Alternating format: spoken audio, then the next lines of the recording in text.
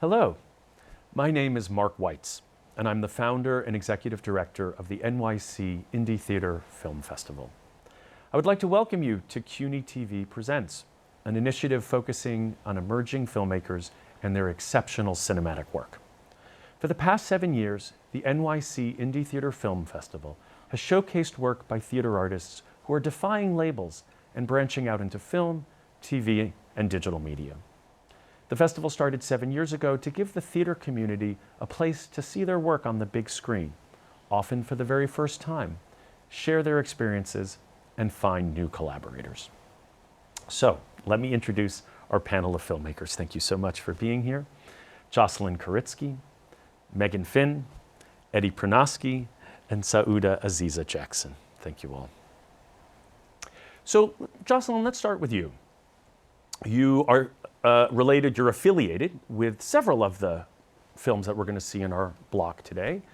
And I want to start with The Bad Infinity, the unconventionally poetic language of the nonlinear playwright Mac Wellman in a debauched 1980s sitcom dinner party in the twilight of late capitalism. The cast must reflect on the ways in which modernity is seduced by the titular Bad Infinity. So first of all, I can't believe how relevant this play is, given that it was written 40 years ago, back in 1983. Is that right? Is that right? That's right. Megan knows. Right. And I love that you're both involved with the film. So among his many accomplishments as an artist, Mac is really one of the great playwriting teachers of our generation. So I'm curious, what were his thoughts when you tried to turn this play of his into a film? Mac doesn't give you his thoughts, which is why it was such a great opportunity. My partner, Alex Koch, and I, with Megan actually, we have this initiative called Staging Film. And with Staging Film, the idea is to meld stage and film ideas, genres, to play around with how these two mediums intersect. Mm-hmm. And Alex and I had been talking for a long time about downtown artists who've had pretty big impacts on not only the downtown scene, but now we have playwrights writing for television and film. Kind of it feels like never before. Like it feels like they're everywhere. Okay. And I was like, people like Mac have had a huge impact on these writers. And The Bad Infinity, I think that might have been your suggestion, Megan. I mean, there's the writer-director Graham Sack, mm-hmm. who had a background in he has a really interesting background in science and VR and like a whole bunch of things, and had a real interest and love for downtown work, and definitely knew who Mac was. And then we met with Alex, Graham, myself, and Megan threw out a bunch of ideas, and The Bad Infinity was one of them. And it was more about getting Mac to say, yes, you can turn this into a film. And then I remember Graham wanted to meet with Mac, but Mac is famously elusive. Right. So he would send little messages being like, I might be at this coffee shop around 1 p.m. if you want to grab coffee and meet. Right. So we eventually caught him and had it was mostly Graham talking and Mac listening conversation. So that's how it started. Wonderful. That's great. I was just about to explain, Ramon, how the future can be controlled only by changing it into the past. It sounds fascinating. You talk as if life were redundant. My work is called The Bad Infinity. All right, Sauda, I'm going to turn to you for this next question. Okay. And let's talk about I Digress, the intimate insights of a childhood weirdo. Part 2. This is part 2. Part 2, wonderful. All right, so I Digress is a transmedia series that it's a performance memoir. It explores the weight of inheritance and the recollection of memories and material things once lost to time. So tell me more about this series. What is this series? This series is my family on tape, but they're all gonna disown me.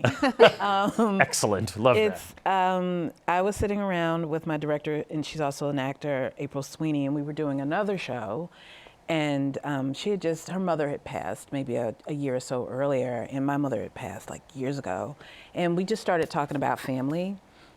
And she was like, you should write that. We're theater people, so it was supposed to be a play. And then COVID. And then we had to make a decision if we were gonna move forward with it and how. Right. Or just leave it by the wayside. And we didn't want to leave it. It became very personal because I started including my father, who's an actor, to do voiceover. And it just became a thing. It became a story after a story after a story that I've been telling people. Like my friends are like, these stories, you've been telling us for like 20 years, Sauda. And I was like, okay. So we decided during COVID to really make the effort to string them together. We got a dramaturg and we decided to film it. Mm-hmm. But what was it going to look like? Because it's COVID and we didn't want it to look like a Zoom play. Right. And that was a long discussion. And finally I was like, I want it to look like, wait for it, Sesame Street. And she's like, what do you mean? I'm like, I want interstitials.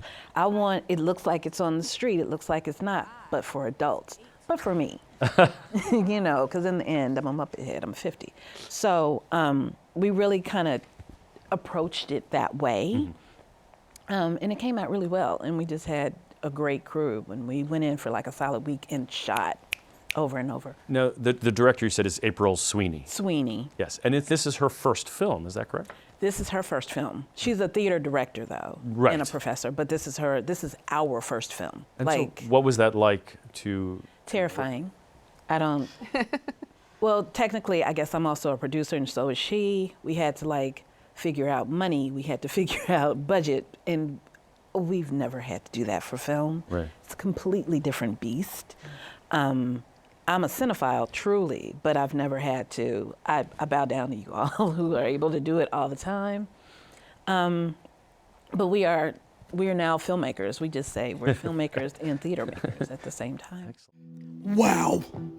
He looked dapper as and his tux looked fresh as hell, and he had this gorgeous girl on his arm, and I felt, well, dumb. He certainly leveled up. I mean, there my date was. Or the date I should have said yes to, that I dumped. There he was, living his best Cinderfella dream. And Meghan, your film is 16 words or less. Meghan, you're also the artistic director of the Obie Award-winning Tank Theater, an incubator for emerging artists. And you directed 16 words or less. So it's described as a lonesome flower shop clerk who helps a grieving man find words to express his loss in an offbeat film about language, death, and hair. So this was originally a play, is that right? Yes. So this was written, both the screenplay for the film and the play are written by Peggy Stafford, who is a wonderful playwright who I met initially at Clubbed Thumb. We did a production of her play, Motel Cherry. And this was also developed by Clubbed Thumb. I had the opportunity to direct an early workshop of it. And then after the production, I was working alongside Jocelyn and Alex working on the staging film project. And we were kind of looking at plays. And I thought, well, this play is kind of perfect. You know, it has a very vivid, it takes place in a flower shop. And we thought, oh, this would be a very vivid and exciting kind of world to create with theater designers. So Christopher and Justin Swader, who are well-regarded up-and-coming set designers, did the art direction for it. And it was really an opportunity to bring theater folks in to make a film of what was initially a play. And I think it works quite well. And it was really, both the actors, some of the actors came along from the play, and so getting to see them operate kind of in different performance modes was very exciting. Is this some sort of special occasion? Maybe we should start there.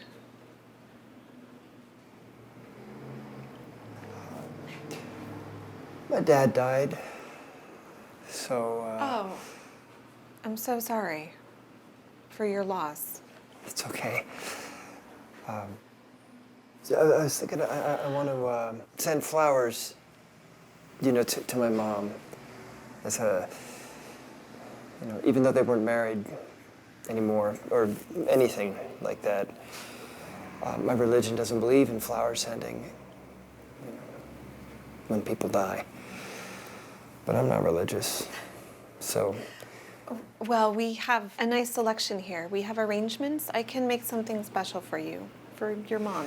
And so let's talk to you, Eddie Prunoske. Thank you for joining us. Eddie, your film is Intimacy Workshop, and it's about a group of men attending a support group, learning how to express themselves and be emotionally vulnerable on the journey toward making meaningful connections in their adult lives.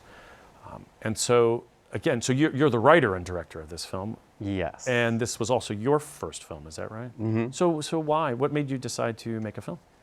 Well, I was really burned out on theater, and the pandemic happened, Right. so And that was. And you were the artistic director of Glass Bandits for many years, Yes, is that right? So that's yes. a downtown theater company here in New York City. And so, okay, so you're burned out, you decide to make a film. Yeah. And how did that work out? I mean, great. Yeah. It was great. I mean, I have a lot of friends that started in theater with me in our early 20s, and then most of them transitioned into film, so I just had a lot of support around me.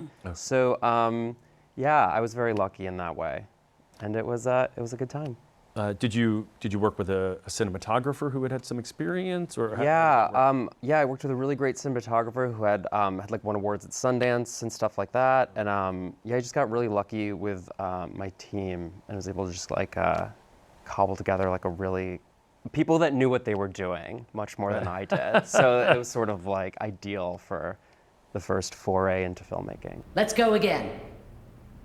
I'm feeling low today, like the world is slipping away. I'm in despair. I honor your feelings. Would you like me to hold you? Focus in on your intention, and again. I'm feeling low today, like the whole world is slipping away. I'm in despair. I honor your feelings. Would you like me to hold you? Hands to hearts, again. I'm feeling low today, like the whole world is slipping away. I'm in despair. I honor your feelings. Would you like me to hold you?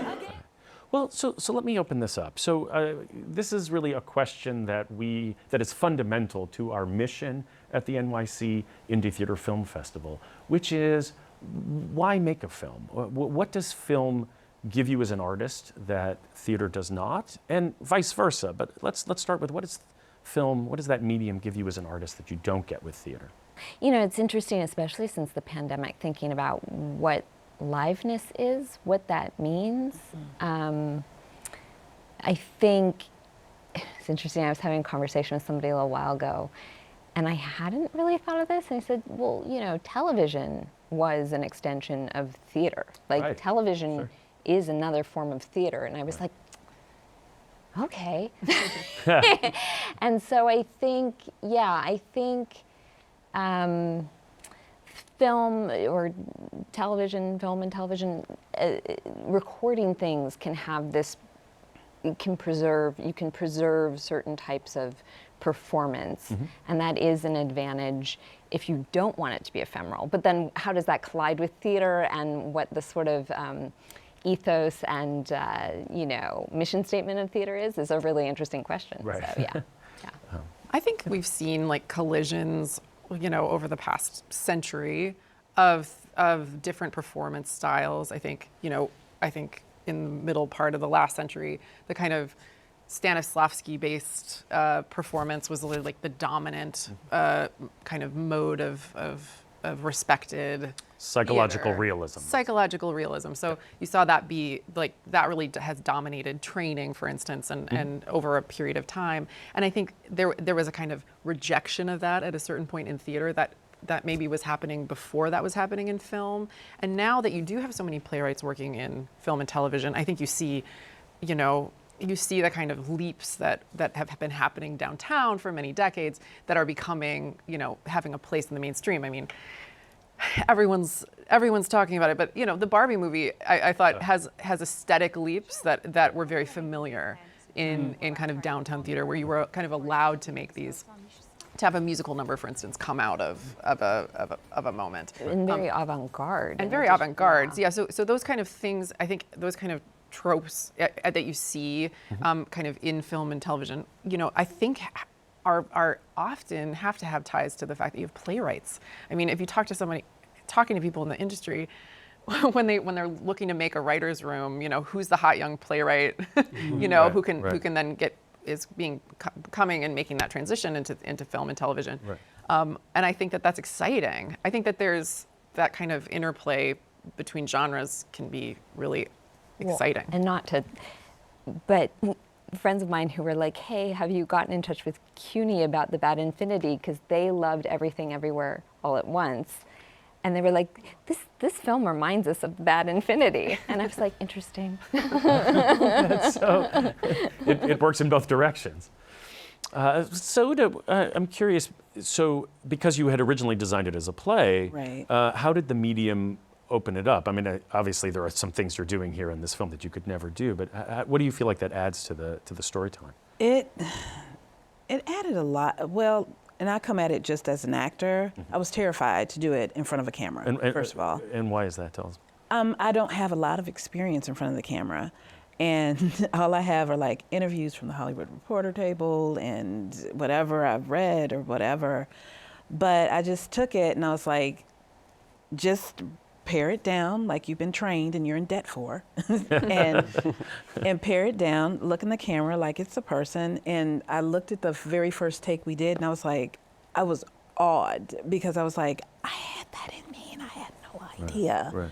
And it was just, I was direct and talking to people like I was talking to friends, and I was like, I can do this. This is something I can do. Okay. So I just swallowed my pride, and I'm like, you wrote it. It's your story. Like, just look in the camera and tell them the story. And then I had, of course, a musician on stage with me, which made it easier. But the crossover became easier and easier day by day, filming by filming, because it didn't come natural at first, and then after a while, I'm like, it doesn't have to be natural, you just need to be yourself. And so I just swallowed that and went forward. But yeah, that scared the bejesus out of me for the first time, really, because I was like, what do I look like? I'm gonna add 10 pounds. Oh my gosh, the bag's under my eyes. And I was like, you ain't never been this vain in your life. Don't start now. Just be. And when I just took a breath and did it, it was great. Oh, wonderful. And Eddie, how about yourself? Again, you having spent so much time in theater, and now you're telling stories in film. What did you find that it added to your ability to tell stories? For me, I think the kind of like nuance of human interaction, I think for me can be captured, or I just know how to capture that better on film, like the weird glances, just like the kind of the banality of like living and being in a room with other people, and those like odd little things that you notice that sort of like mean the world internally, but kind of can go unnoticed in a room. Those things I think for myself are easier to express on films, and I'm very interested in the banal in that way, and so that was like really exciting to be able to capture that and capture the life of a room in a different way. And there are all those really tiny interactions, which on stage it might be hard to focus on or capture. Yeah, because everything has to be, it's like gotta be like the stage is such a verbal art form, and things have to be in like bigger gestures that read to like a room of people everywhere, where you can, there's just more things you can focus on in film and direct the eye a bit more and direct focus a bit more, I think. Great. That was exciting also, to be able to do like those little nuances on film, because you really do, you have to like push it to the back row, but in film it's like, okay, you're having an intimate moment and the camera catches everything, everything. So this is interesting. I want to take a moment just to mention another film in our screening block, which is Prometheus Bound. And Prometheus Bound was supposed to be a play at the Tank, and then COVID happened, as I understand it, and then they decided to film the production. So I'm curious, in this idea of the difference between theater and film, how did the production change to incorporate the filming? Sure. Well, this project was very special. It was an adaptation of the Aeschylus play written by Howard Rubinstein, who we actually lost at the time of the production. It was directed by Ran Jha, who's a very, very talented emerging theater director. And it features the main character, Prometheus Bound, is depicted by Brenda Crawley, who's incredible actor. We filmed it at the Tank. I was a co-producer on it with Iris Media Works. And I think one of the things, we did film it during COVID, but we kind of made the decision to stage it on stage, but without an audience. So the actors had this kind of relationship to that space that was very free, and the way that they kind of occupied the space is very cinematic, but could take kind of broader leaps in terms of, there's a chorus, there's music, there's a really incredible score by Mike Cassidy, who also did music for 16 Words. And it's just, I think what was powerful about it is that even though it is a kind of heightened theatricality that comes with Greek tragedy, because it was filmed in this way, the intimacy that you're talking about is very, you can just capture so much more. And I think too, you know, during the pandemic, audiences were learning how to watch things differently. You know, there was when the pandemic first happened, there were these kind of grandiose op-eds that were coming out one after another, kind of like talking about the nature of liveness and like, oh, what will happen if you capture a moment of theater on film? Will it fall through your fingertips and dissolve onto the carpet? But but in actuality, it's like, you know, no, we're just learning to watch things differently. We're learning to say, okay, it's okay if someone jumps out of the scene and is suddenly in a chorus, and I'm kind of allowing that adventure, and we're seeing that more and more in films. And I wonder how the acceptance of that relates to the pandemic, and how we were all watching things differently because we were viewing them from our home. Look upon Prometheus, who stole fire from heaven and gave it to humanity.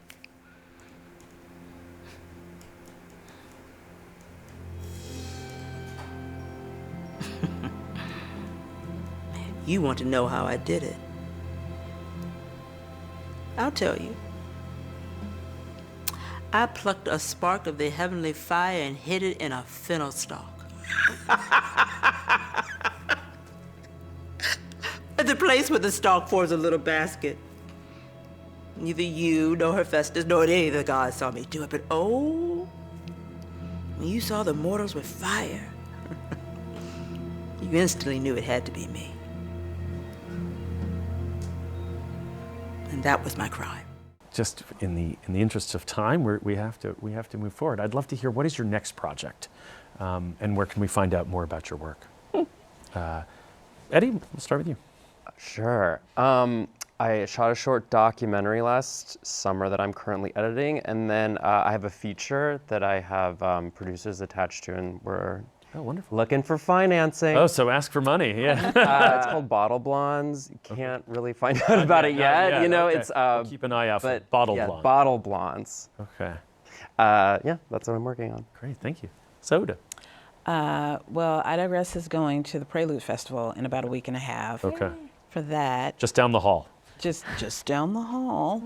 And I've gone back, and I'm now writing a straight play, and going back to You Write What You Know. I'm going to write about corporate America and its mailrooms going forward. So I'm in the middle of writing that, and we're in the middle of, we're going to be casting for a reading next year and preparing for that. But for now, I'm just doing that. And what's the title of the play? It's called WTF, Warner, Tomlinson, and Farrow.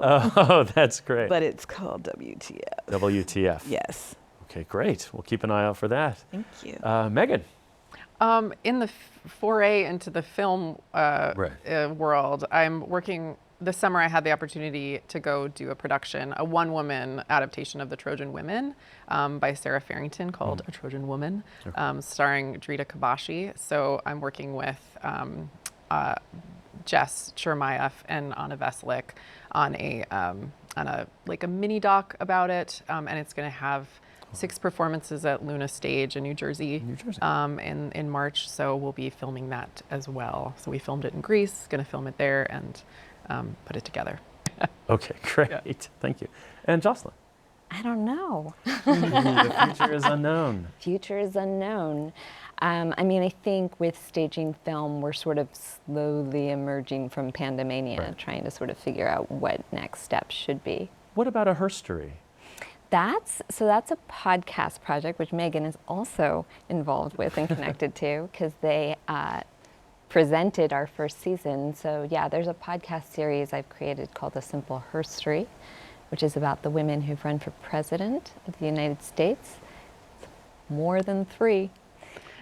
And we did our first season over the pandemic about Victoria Woodhull. And now in October, we're going to do an early workshop, putting stuff into physical space before we're ready for season 2. Well, that's all the time we have for today. Thank you to our guests. So delightful to have you here and share a little bit about your work. And I wish you all the best of luck with all of your future artistic endeavors. I hope everyone at home enjoyed today's conversation. Please spread the word about our exceptionally talented filmmakers to support their careers both on the stage and behind the camera. And if you want to attend the NYC Indie Theater Film Festival, the next edition will be February 16th to 19th, 2024. So keep an eye out for more info in the coming months. We're about to announce our new venue. You can also follow us on social media at NYC ITFF. Now, sit back, relax, and enjoy the films. Thank you so much for watching.